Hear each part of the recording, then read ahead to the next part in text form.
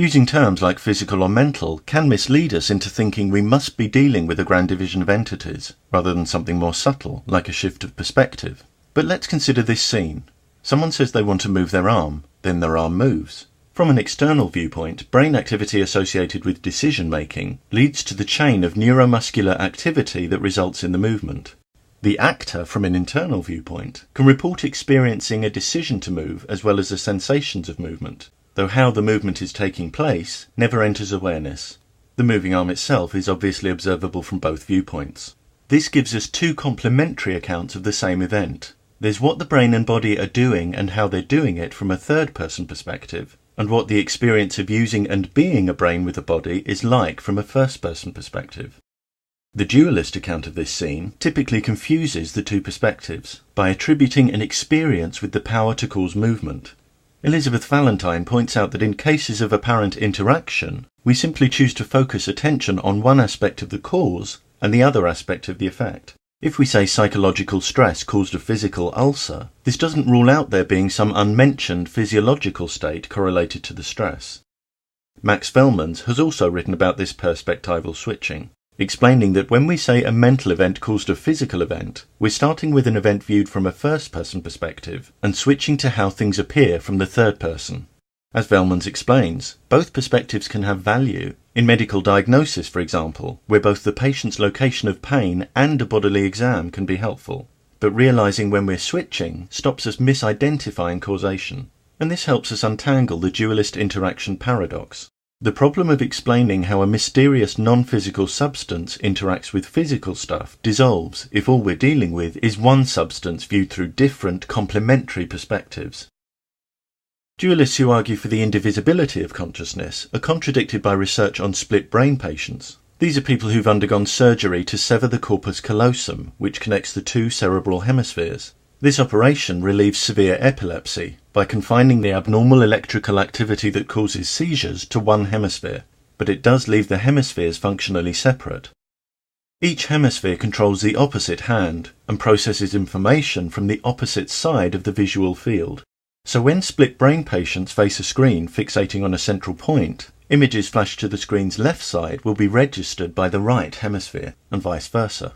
If two different images are shown, one on each side of the screen, and subjects are then asked to describe what they've seen, in most cases they'll describe only the image flashed to the right side of the screen, registered by the left hemisphere, because for most people it's this hemisphere that controls language. But if asked to use the left hand to point at what they've seen, they'll point only at the image from the left side of the screen, registered by the right hemisphere, which controls the left hand. They'll be unable to explain why they pointed at the image though, because the part of them that can speak isn't aware of what the right hemisphere saw.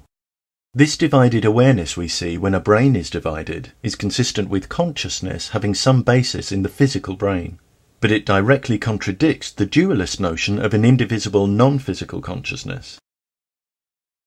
Plantinga tries to defend dualism with a thought experiment involving brain halves. He asks us to imagine one of his brain hemispheres, H1, doing all the work his whole brain normally does, while the other hemisphere, H2, is dormant. At midnight, all brain data are transferred from H1, via the corpus callosum, to the dormant H2, which takes over all operations of the body.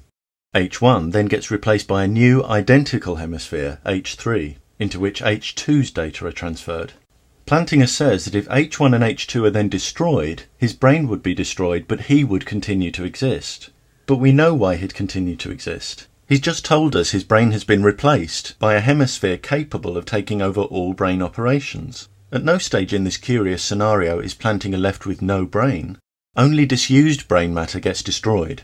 Like Swinburne's thought experiment in the previous video of his brain being split into two bodies, this scenario is a red herring that requires no non-physical substance. On the contrary, the only indicator of Plantinga's continued existence in this thought experiment is physical data transfer between brain halves capable of taking over all operations. Unwittingly, the one thing to which Plantinga attributes his existence here is a fully functioning physical brain. In another Plantinga thought experiment, all of his body parts are rapidly replaced by other body parts. If the old parts are destroyed, Plantinga declares he would then exist at a time his body doesn't. But again, that's utterly misleading. He's just told us his body has been replaced. The replacement is now his body. All Plantinga is really saying here is that his replacement body exists at a time when his old body has been destroyed. If we rapidly replace the parts of any object, destroying the old parts, it's trivially true that the replacement parts will exist at a time when the old parts are destroyed. Say we have a machine, which over time has every atom replaced while remaining fully functional. Then we reassemble the discarded atoms, ending up with two machines.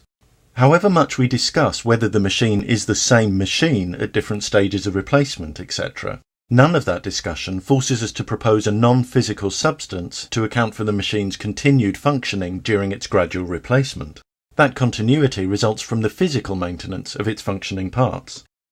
Likewise, human cell replacement is a physical process that helps maintain our continuity of being. The functioning and appearance of body parts can remain virtually unaltered for years, despite radical changes at the cellular level. The fine detail of fingerprints can remain identifiable over decades. No non-physical substance is needed to explain these continuities. If normal cells die without being replaced, or they're replaced by defective cells, that's when continuity suffers. This is especially noticeable in brain cells. Degenerative diseases like advanced Alzheimer's can be so devastating to cognitive functioning that sufferers are often described by those who've known them as mere shells. Certain brain traumas lead to unusual aggression or disinhibition. Clearly, it's the type of change that matters. Change in and of itself does not inevitably prevent continuity. Dualists who say a non-physical substance maintains certain continuities in a physically changing body are challenged by discontinuities associated with physical brain damage.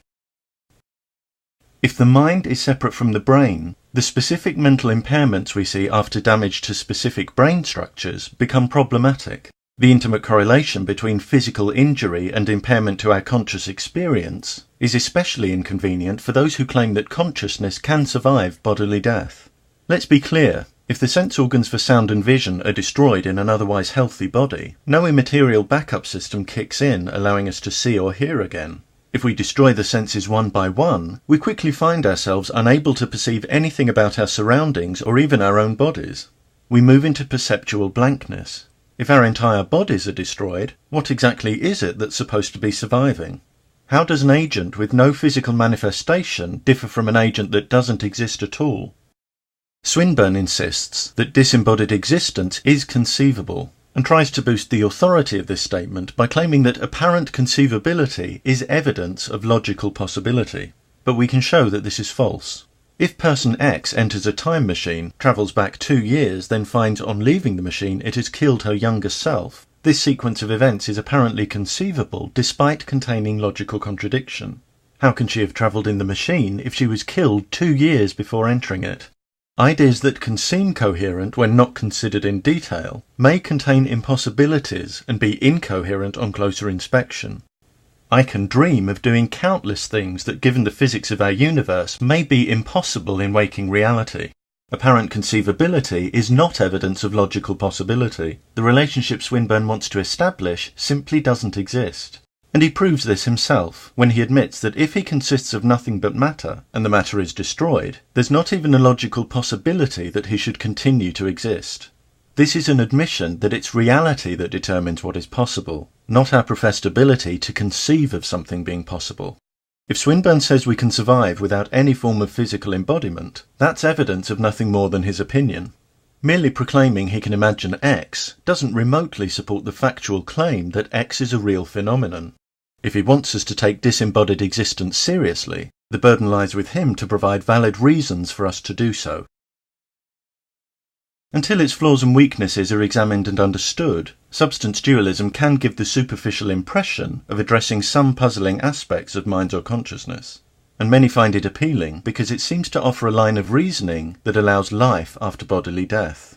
However, with the chronic lack, noted by Pat Churchland, of any positive description of the nature of the mental substance, or of the interaction between the physical and the non-physical, the content of the hypothesis is specified mainly by saying what the second substance is not, making it as inadequate as a theory of light that says only that light is not electromagnetic radiation. With the essentially mysterious, if not incoherent, concept of a non-physical thinking thing at its core, dualist explanations, as Max Velmans points out, don't offer genuine alternatives. because they don't tell us how this thing achieves human functioning. All the problems of explaining how such functions operate in the brain simply regress with added complications. As Velleman says, in the 17th century, splitting the universe into two fundamentally different substances, leaving a non-physical consciousness in the province of theology, was liberating for science, enabling investigation of the physical to proceed without interference from the Church. But today things are different. Modern science has reclaimed this subject matter, and is making progress with evidence-based insights into the phenomena we classify under the terms mind and consciousness. And this will be the subject of another video.